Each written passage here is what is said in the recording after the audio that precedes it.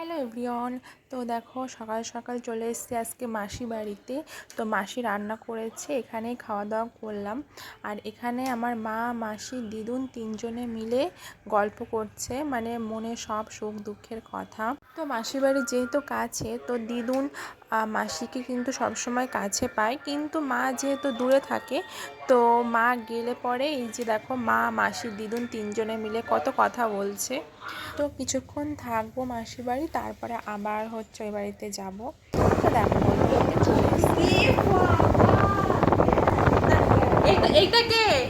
এটা কে? এটা কে? কানাকে বলো দাদু, এইটা কে? তো আমরা হচ্ছে কাল যেহেতু এসেছিলাম, কাল কিন্তু দাদু কথা বলতে পারছিল না, কিন্তু আজকে সত্যি মানে একটা আশ্চর্যের ব্যাপার। এ দেখো মা রয়েছে আর দাদু কিন্তু বেশ কথা বলছে। আর দাদুকে আমি বলছিলাম যে এটা কে, এটা কে, আর দাদু বলছে কি এটা মা, মানে আমার মাকে, আমার মা যেহেতু মেয়ে হয় তো মাকে মা বলছে।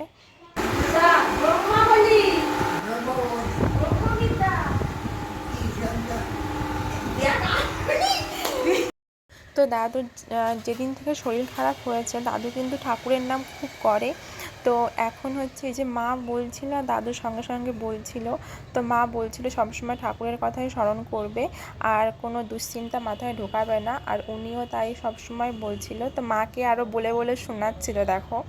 আর দাদুর এই শরীর খারাপটা হওয়ার পর থেকে কিন্তু মানে অনেককে চিনতেও পারছে না ঠিকঠাক করে, তো মাকে কিন্তু বেশ চিনছে।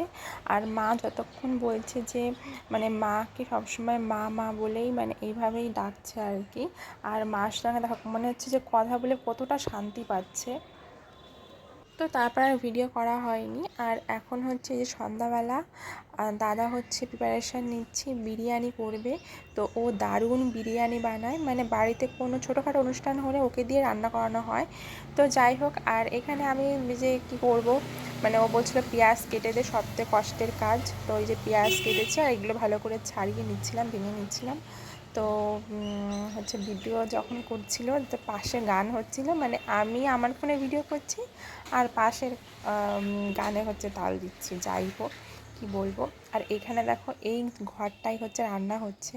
তো এই ঘরে কিন্তু কেউ থাকে না, এই যে জাস্ট জিনিসপত্র থাকে। আর এখানে একটা গ্যাস ওভেন নিয়ে তো ছোট্ট পিকনিক মতন হচ্ছে। এই যে দাদা আছে, ভাই আছে, সবাই আছে। তো এইখানে হচ্ছে এখন রান্না হবে। আর এই যে আমার পেঁয়াজ ছাড়ানো দেখো কমপ্লিট হয়ে গেছে, এটাতে বেরেস্তা বানানো হবে, যার জন্য এরকম হয়েছে। আর সমস্ত মশলা কড়া, আলু কাটা সব কিছুই কমপ্লিট হয়ে গেছে, জাস্ট ও রান্না করবে এখন। আর ও রান্নার সময় কাউকেই থাকতে দেয় না, তাহলে ও রাগ করে ভীষণ। আর এখানে দেখো যে ফ্যানের হাওয়ায় ভাত মানে শুকাতে দেওয়া হয়েছে। এই যে হচ্ছে ভাই, মানে ও শুধু বলছে যে কখন খাবে, কখন খাবে, ওরা তর্স হচ্ছে না।